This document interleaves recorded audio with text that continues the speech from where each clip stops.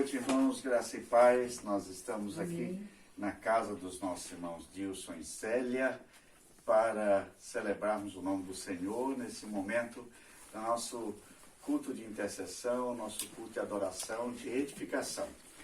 E nós louvamos a Deus pela acolhida que já tivemos aqui na casa dos irmãos.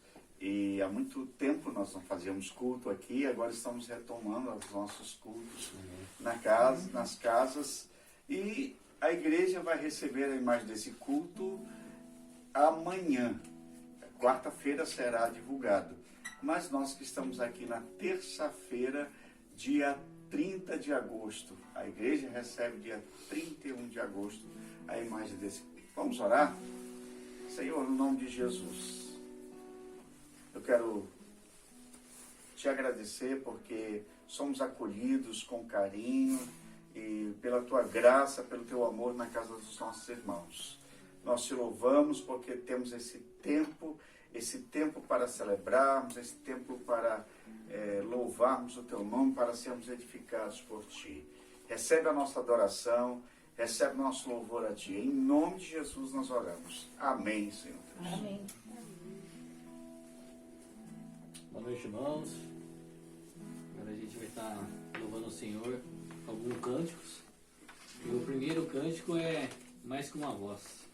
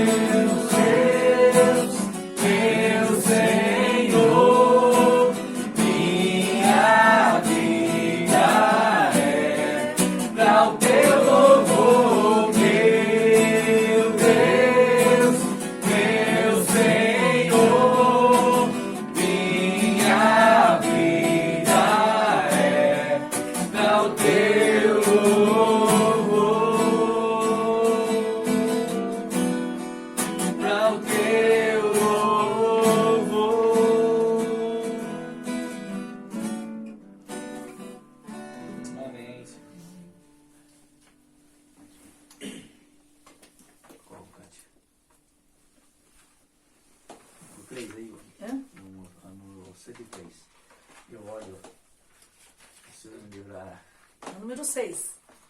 Era o que eu ia falar. É, aí, ó. É de Deus. É de Deus.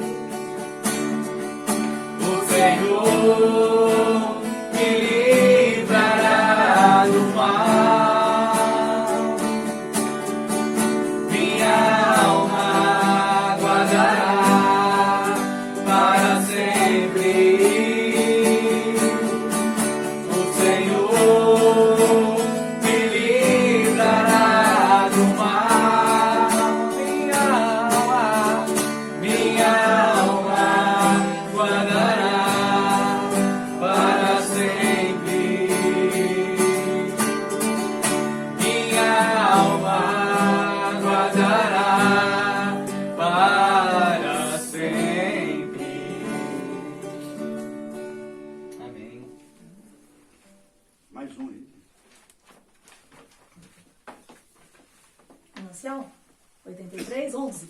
11.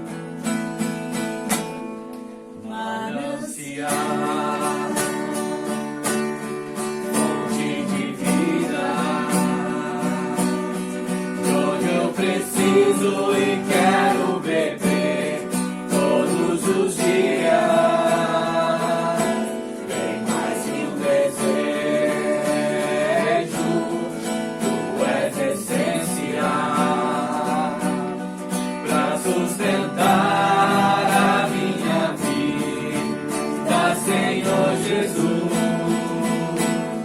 Eu tenho sede de ti, minha alma anseia por ti. Só me satisfaço quando estou junto aos teus pés. Eu tenho sede de ti, minha alma anseia por ti. Manancial, única fonte de vida do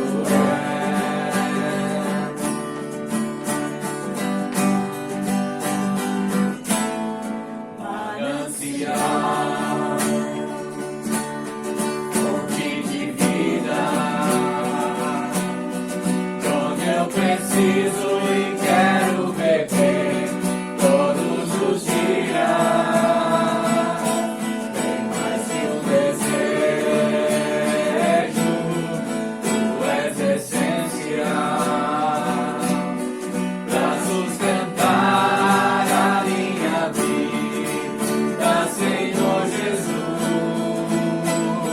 Eu tenho sede de ti, minha alma anseia por ti.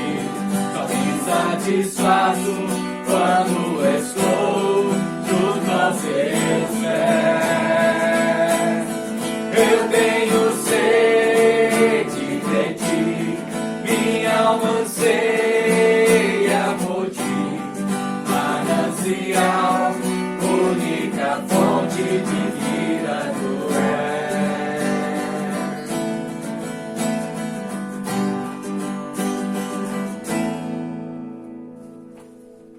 Amém. Louvado seja Deus. Vamos orar. Pai, que o teu Espírito Santo, nesse momento, nos dê a alegria de recebermos sua palavra, nos dê a alegria de sermos edificados pelo Senhor. Que o teu Espírito Santo coloque em nosso coração essa mensagem maravilhosa que molda a nossa mente e a nossa vida. Em nome de Jesus nós oramos nesse momento. Amém. Amém. Muito bem, eu sempre coloco um tema para compartilhar a palavra com os irmãos. E o tema da palavra que quero compartilhar com os irmãos essa noite é descortinando os pensamentos de Deus. Quando eu falo descortinar, e aqui nós estamos do lado de uma cortina, é justamente abrir a cortina para conhecer os pensamentos de Deus. Então, quando eu uso a expressão descortinar, é tirar a cortina e ver o que está atrás. É claro que nós não sondamos o coração de Deus, Ele é que sonda o nosso coração, os nossos pensamentos. Pelo menos a palavra de Deus diz isso. Mas como o nosso tema é esse, descortinando os pensamentos de Deus, nós vamos ler Jeremias 29 e o versículo 11, apenas um versículo da palavra de Deus, diz assim: eu sei que pensamentos tenho a vosso respeito, diz o Senhor, pensamentos de paz, não de mal, para vos dar o fim que desejais. É Jeremias 29, 11. Na nova tradução, na linguagem de hoje, diz assim: só eu conheço os planos que tenho para vocês, prosperidade e não desgraça, e um futuro cheio de esperança. Sou eu, o Senhor, quem está falando isso. Então nós temos duas versões do texto bíblico, da ideia do texto de Jeremias. Eu tenho certeza que Deus vai falar a cada um de nós. E cada um de nós, é claro, faz planos para o futuro. Nós pensamos no futuro. Casamento. Depois do casamento, nós fazemos os planos. Vamos morar em tal cidade. Alguns constroem a casa primeiro e depois casam. Outros casam e constroem a casa depois. Né? E cada um tem os seus planos. Quanto vamos comprar um carro, quanto vamos viajar, quanto vamos gastar. São planos. Quando os filhos nascem, a gente já começa a pensar no futuro. Nós queremos netos, né? Então, aí já esperamos na expectativa. A Célia e o Dilson, eu já ganhei de vocês, viu? Agora foi, professor. Agora eu só falta empatar com o Arcanjo. Mas eu já ganhei da Célia e do Dilson. E brincadeira, viu, gente? Quem não sabe, né? Os irmãos também querem netos, né? E E a gente fica, são planos que a gente faz, todo mundo tem planos para o futuro. Quando você vai fazer um muro de uma casa, você vai fazer um projeto. E hoje eu visitei uma igreja em Itapira, a igreja mais nova do nosso presbitério. Acabou de inaugurar o templo, foi domingo a inauguração. Nunca tinha visto um templo tão bonito quanto eu vi de Itapira, né? 5 horas da tarde vem um pôr do sol atrás do púlpito e é tudo de vidro. E atrás do pôr do sol, atrás do vidro da igreja, tem 3 palmeiras imperiais. Então, os casamentos que são feitos no final da tarde, já teve inaugurou com um casamento da arquiteta que projetou o templo. E foi interessante, porque foi sábado que inaugurou, que fez esse casamento. Então, dá aquela imagem como se fosse uma imagem, uma paisagem. É muito bonito. Isso passa por planos, passa por sonhos, passa por projetos. Nós temos o projeto. Há um filósofo que viveu há muito tempo atrás, um pensador, e ele dizia assim: o que é bom para o homem é tudo o que eleve o homem, o sentimento de potência, a vontade de ter o poder e a própria potência do homem. Ou seja, ele coloca que a força está no próprio homem. A palavra de Deus, e nós encontramos em Joel capítulo 3, versículo 10, diz assim: diga ao fraco, eu sou forte. Mas é claro que o profeta Joel está falando, está se referindo ao que iria acontecer no futuro para aqueles que têm o Espírito Santo do Senhor. Era uma palavra profética para o povo. Tá, mas voltando ao texto que nós acabamos de ler, já que é descortinando os pensamentos de Deus, vamos pensar, vamos olhar para esse texto em que o escritor anuncia que eu sei os pensamentos que tem a vosso respeito. Pensamentos de paz e não de mal, para dar o fim, a esperança que desejam. É esta a ideia do texto. O ano provavelmente era o ano 587 a.C. E nesse período o profeta Jeremias, ele está se referindo a anciãos de Israel que estavam no cativeiro da Babilônia. Essas pessoas estavam cativas. Opa, está chegando o socorro aí. Obrigado, Dilson. Ó, gente, esse é o Dilson, tá? Que está atrás, mas obrigado. Eu vou colocar aqui, você não toma não, tá? Ah, não, pode.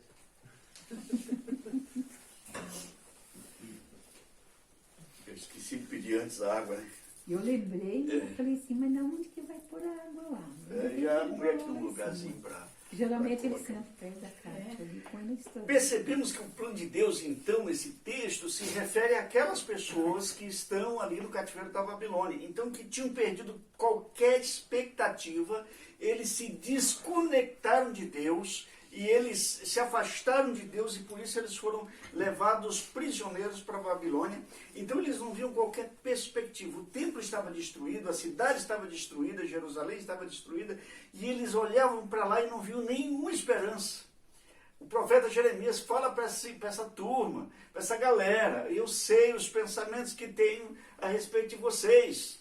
Não é pensamento mau, é pensamento de paz. Não é pensamento ruim, é pensamento para dar esperança para vocês e o fim que vocês desejam. Não é destruí-los, mas é restaurar a vida de vocês. É isso que Jeremias está dizendo para esse povo com esta palavra. Então, por isso, eu chamo esse texto de descortinar, tirar a cortina dos pensamentos de Deus. E aí eu vou pensar o seguinte: como são os pensamentos de Deus? Olhando para trás da cortina, principalmente a primeira parte do versículo diz: eu tenho os pensamentos. Os pensamentos são exclusivos de Deus. Deus pensa diferente de nós por causa da sua natureza, da sua pessoa, dos seus objetivos para nós. Ele é Deus. Ele nos criou e Ele tem projetos para a humanidade.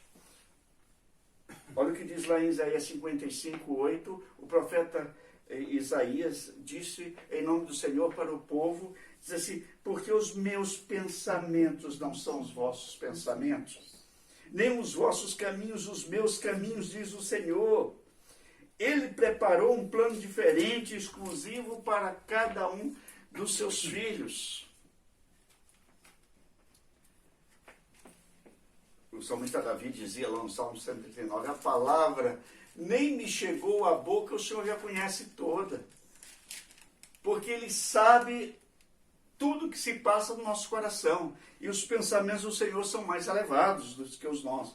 Em segundo lugar, os pensamentos de Deus são pensamentos, além de ser exclusivos de Deus, são pensamentos profundos. Lá no Salmo 92, diz assim, versículo 5, quão grandes, Senhor, são as tuas obras, os teus pensamentos, quão profundos. Na minha época de aluno de escola, tinha alguns colegas que vinham para a escola e dormiam. Gostavam muito da hora do recreio. A hora do recreio é aquela bagunça, né? E a gente sabia disso, né? Alguns dormiam, né? E eu lembro de um professor que olhava assim, e alguns colocavam a mão aqui do lado e fingiam que estavam olhando. Mas, na verdade, estavam dormindo, né? Alguns usavam até óculos, mas cochilavam. E o professor dizia assim, olha, é como aquela piada de alguém de um outro país chegou no Brasil e viu um papagaio falando. E ficou impressionado com tudo que a pessoa falava e o papagaio repetia. E disse, eu quero comprar um animal desse, né? E o cara muito esperto no Brasil, daquele bem esperto mesmo, disse assim, eu vou vender para você. E pegou uma franguinha, pintou de verde a franguinha. E vendeu a franguinha com um papagaio para ele. Ele levou todo contente para o país dele e tal. E disse, ó, nós vamos falar isso aqui e o papagaio vai repetir, veio lá do Brasil, né? E nada, né? A pessoa tentando, não, ele não está entendendo o nosso idioma, tinha que ser português lá do Brasil, né? Mas, e passa um dia, 2 dias, 3 dias, 2 semanas, 2 meses, 3 meses, claro que a tinta vai saindo, conforme vai crescendo a pena. Esse papagaio está meio esquisito, né? Aí a esposa do cara que comprou o tal papagaio disse assim, parece que ele não fala não. Mas ele não fala, mas só que ele presta uma atenção verdadeira para o que você está dizendo. E o professor dizia assim, esses alunos que estão aí fingindo que estão dormindo, eles não sabem nada, não prestam atenção em nada, mas ficam olhando como se estivessem entendendo tudo. Aí ele fazia um teste, de vez em quando ele pegava um daqueles sonolentos colegas que apareciam e fazia uma pergunta absurda. Foi Tarcísio Meira que descobriu o Brasil? Claro, professor, foi ele mesmo. Eu lembro muito que servia de chacota, porque estava cochilando na aula, na verdade, né? Estava prestando uma atenção profundamente na aula, que nem um papagaio que era uma franguinha que foi vendido para o sujeito. Os pensamentos de Deus são profundos e inescrutáveis.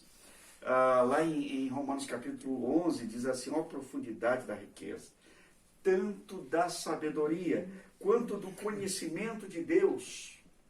Quão insondáveis são os teus juízos e quão inescrutáveis os seus caminhos. Quem, pois, conheceu a mente do Senhor? Ou quem foi primeiro o seu conselheiro? Ou quem primeiro deu a ele para que lhe venha a ser restituído? Porque dele, por ele, por meio dele são todas as coisas. A ele, pois, a glória eternamente. Não sabemos os pensamentos de Deus, porque eles são pensamentos profundos. E é isso que o profeta Jeremias está dizendo para o povo. Só poderemos saber o que Deus pensa se Ele quiser revelar. Parte dos seus planos já estão revelados na Bíblia. Parte dos seus planos já estão ali. Mas o que é escondido é de Deus, é a profundidade de Deus. Em terceiro lugar, os pensamentos de Deus são pensamentos de paz. Olha como o profeta diz. eu tenho pensamentos de paz a vosso respeito. Agora pensa bem, a pessoa está ali sofrendo na escravidão da Babilônia. Tinha sido levado da sua terra, está servindo de graça, perdeu a esperança, não tinha expectativa no futuro, não tinha como olhar para o futuro. As pessoas que ficaram sem comida, sem condições, não tinham nenhuma perspectiva de reconstrução, mas diz Deus, eu tenho pensamentos de paz a vosso respeito. A palavra paz significa bem-estar social, individual, muito mais do que ausência de guerra. Não é ausência de guerra, mas é a palavra de Deus, quando Jesus mesmo diz lá em João 14, 27, deixo-vos a paz, a minha paz vos dou, não vos dou como o mundo dá. Não se turbe o vosso coração, não se atemorize. Quer dizer, não tenham medo. Aconteça o que acontecer, eu dou a paz para vocês através do Espírito Santo, que era a promessa do derramamento do Espírito Santo. Então eu quero dizer que os pensamentos do Senhor, em terceiro lugar, são pensamentos de paz. Eu já falei que os pensamentos do Senhor são exclusivos dos pensamentos de Deus. Eu já falei que os pensamentos do Senhor são profundos. Eu também falei que os pensamentos do Senhor são pensamentos de paz. Mas eu quero dizer que os pensamentos do Senhor são pensamentos agradáveis. O que quer dizer agradável? Numa tradução diz, para dar o fim que desejais. Na outra tradução diz, prosperidade e não desgraça em um futuro cheio de esperança. Pensamentos agradáveis são aquilo que a expectativa de Deus para a nossa vida, o projeto de Deus para a nossa vida. Ele traçou o projeto bonito, direito. O profeta Isaías ainda diz, lá na frente, em Isaías 26, 8, também através dos teus juízos, Senhor, te esperamos, no teu nome e na tua memória está o desejo da nossa alma. Ou seja, não importa o que você deseje, mas o desejo seu está nas mãos do Senhor. É isso que o profeta Isaías está dizendo. Mas a Bíblia ainda completa algumas coisas. Ela está repleta de pessoas e de exemplos de pessoas que se satisfizeram com os pensamentos de Deus. Lá no Salmo 21, versículo 2, Davi diz, satisfizeste-lhe o desejo do coração e não lhe negaste as súplicas dos seus lábios. Para Salomão, quando Salomão, Deus disse, pede o que você quiser, e para Salomão, que pediu sabedoria, Deus disse em 2 Crônicas 1, 11, 12, porquanto foi este o desejo do teu coração e não pediste riqueza, bens ou honra, nem a morte dos que te aborrecem, nem tampouco pediste longevidade, mas sabedoria e conhecimento para poderes julgar o meu povo, sobre o qual te constituí reis. Sabedoria e conhecimento são dados a ti, e te darei riquezas, bens e honras, quais não teve nenhum rei antes de ti, e depois de ti não haverá nenhum outro igual. Ou seja, Deus tem pensamentos mais elevados do que os pensamentos de Salomão, que foi o homem mais sábio da história. Deus deu sabedoria e deu as riquezas. Durante os tempos de incerteza, esta promessa é profundamente coerente com o que vivemos. Por que nós paramos de fazer os cultos nas casas? Por causa da pandemia, da Covid. Por que nós paramos de nos relacionar, de nos abraçarmos, de entrarmos nas cozinhas das casas? Por causa da Covid. Ela bagunçou até os nossos relacionamentos. Quantas vezes a gente estava preparado para ir para a igreja e vinha aí uma onda de Covid e a gente nem saía de casa. E alguns ficavam online, né? Ou seja, isso tudo veio trazer um incômodo ao nosso coração. Mas hoje, graças a Deus, as coisas mudaram e Deus tem nos dado a condição de recuperarmos um pouco desse relacionamento já com os irmãos e com toda a igreja. Provérbios 16:1 diz uma coisa: o coração do homem pode fazer plano, mas a resposta certa dos lábios vem do Senhor. Ou seja, você pode fazer planos. Não é proibido sonhar. Não é proibido pensar e sonhar. Mas saiba de uma coisa: Deus tem controle de tudo nas mãos. Deus tem tudo nas mãos. O plano de Deus sempre nem sempre é o que pensávamos que ia ser, mas é o plano de Deus. O apóstolo Paulo, em certa ocasião, ele pensava em evangelizar uma região de Troa, de Bitínia e tal, e aí o texto lá de Atos, capítulo 16, diz que o Espírito Santo do Senhor proibiu que eles entrassem nessas cidades, que eles evangelizassem. E depois ele estava numa cidade lá e Deus mostrou um varão macedônio e disse: passa a Macedônia e ajuda-nos. E aquela visão foi Deus mostrando para ele que eles precisavam pregar o evangelho lá na Europa. Foi assim que o evangelho chegou na Europa. Foi Deus fechando portas na Ásia Menor e levando eles para a Europa. É assim que é Deus, porque Ele tem pensamentos mais elevados que os nossos. Lá em Romanos 8, 28 diz: sabemos que Deus age em todas as coisas para o bem daqueles que amam. Os pensamentos deles são sempre pensamentos para o nosso melhor. Sabemos o quanto Deus pode fechar porta e pode abrir portas, pode escancarar portas, mas também Ele pode fechar portas, porque é dele o controle da história. Precisamos realizar alguma coisa, mas sabe que é o plano de Deus. Nem sempre é fácil a gente entender que Deus tem o controle no plano. Nosso país está se aproximando de um tempo muito difícil, um tempo de eleição em todas as esferas, né? Estadual e federal. Então vamos escolher deputados estaduais, deputados federais, senadores, vamos escolher governadores, vamos escolher o presidente da República.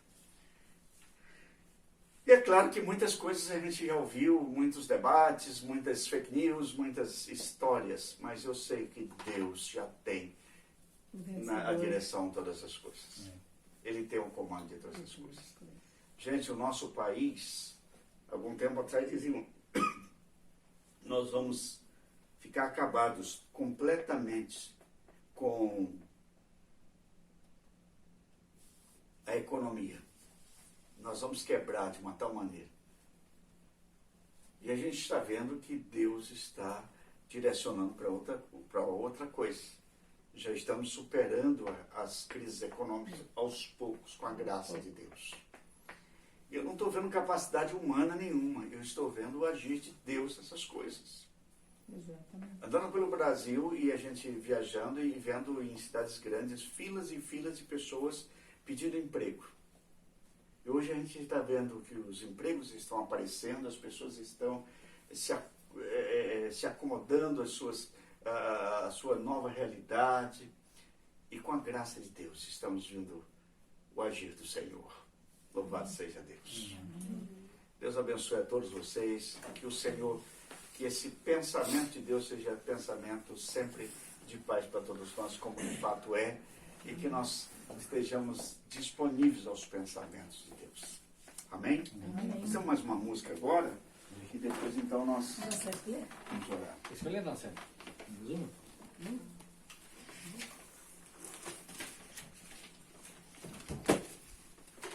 Eu estava com 3 na cabeça.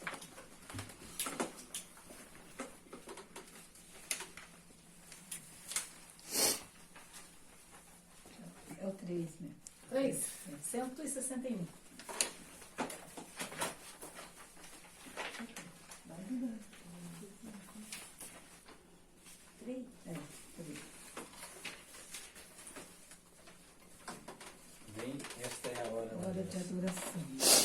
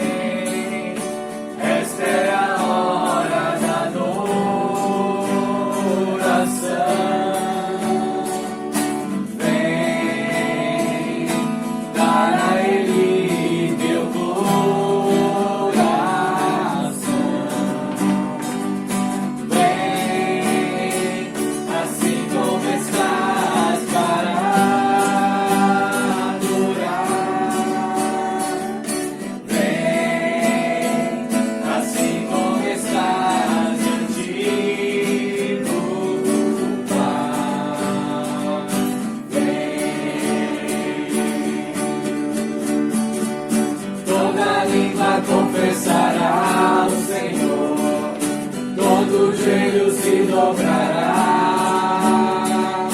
mas aquele que a ti escolher, tesouro maior terá. Toda língua confessará o Senhor, todo joelho se dobrará, mas aquele que a ti escolher, tesouro maior terá. Vem, essa é a hora da adoração. Vem, dá a Ele teu coração. Vem, assim começar para adorar. Vem, assim começar diante do Pai. Vem, toda língua confessará o Senhor, todo joelho se dobrará, mas aquele que a ti escolher, tesouro maior terá. Toda língua confessará o Senhor, todo joelho se dobrará, mas aquele que a ti escolher, tesouro maior terá. Vem, esta é a hora da adoração. Vem, dá a Ele teu coração. Vem, assim como estás para adorar. Vem, assim como estás diante do Pai. Vem. Amém. Louvado seja Deus. Eu vim para cá, mudei de sala, viu, gente? Porque o Dilson está aqui, a Célia está ali, mas eu queria que eles apresentassem os vizinhos dele que vieram participar conosco. Aí você pode falar o nome dos vizinhos para a igreja conhecer. Seu Sinésio E a Cruz. e a Dona Creuza. Então, seu Sinésio e Dona Creuza, a igreja está aqui, o seu Sinésio e Dona Creuza. Deus abençoe vocês, Deus abençoe a família de vocês. Dilson e Célia, muito obrigado porque vocês abriram bondosamente o espaço da casa de vocês para a gente poder celebrar esse culto. Vamos orar, vamos abrir. Não, fica sentado mesmo, vamos orar. Pai, eu quero te agradecer por esse tempo com os irmãos aqui celebrando. Eu quero te louvar, ó Pai, pela vida do Dilson, da Célia, pela vida da Dona Creuza, do seu Sinésio, que bondosamente aceitaram o convite de participarem conosco e toda a igreja pode conhecê-los nesse momento. Em nome de Jesus, nós te louvamos porque podemos retornar a esta casa depois desse tempo. Pedimos a tua bênção sobre os seus filhos, Senhor Deus, e cada um deles com as suas necessidades, seus sonhos, mas todos eles têm os pensamentos do Senhor e sabem que dependem do pensamento do Senhor acima de tudo. Por isso entregamos as tuas mãos nessa família. Protege-os, guarda cada um de nós. Abençoe todos os irmãos que estão em casa neste momento, que vão receber a imagem deste culto, desta celebração. Que tua graça seja derramada em cada coração, em nome de Jesus. Abençoa os irmãos que estão trabalhando, que estão estudando ou que estão viajando.